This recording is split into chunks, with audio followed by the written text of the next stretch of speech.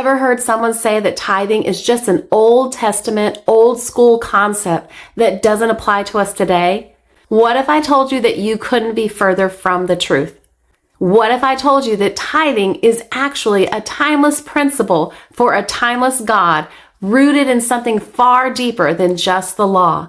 Stay with me, because what you're about to discover might just change how you think about giving forever. It's a common question, and it's understandable why people ask. The Old Testament is full of laws, and tithing is certainly mentioned there. But here's the game changer. Tithing wasn't invented with the law. In fact, it predates it by centuries.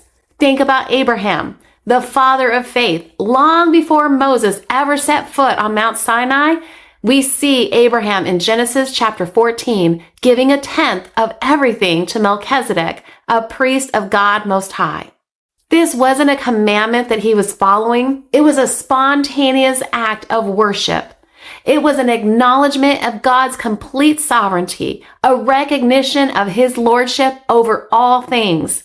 The law later codified tithing, yes, but the principle, the heart behind it, was already there, a profound act of devotion. So if it started with the law and the law confirmed it, what about the New Testament? Does grace completely erase it? Or did Jesus himself have something to say about it that we might be overlooking? The answer might surprise you, and it reveals the true heart behind this ancient practice. While the New Testament beautifully emphasizes cheerful giving and giving out of grace, Jesus didn't dismiss tithing. In fact, in Matthew 23:23, he affirmed the practice.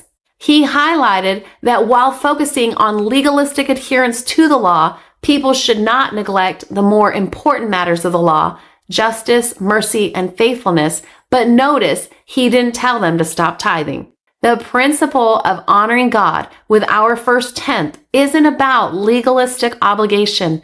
It's about recognizing his lordship. It's an act of worship, an expression of trust, and a tangible way to acknowledge that everything we have comes from him. It's a timeless principle because we serve a timeless God.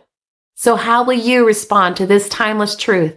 Consider what it means to truly honor God with your finances. If you're ready to explore what it looks like to live out this principle of honoring God with tithing, go read Malachi chapter 3 and ask God to reveal you this truth.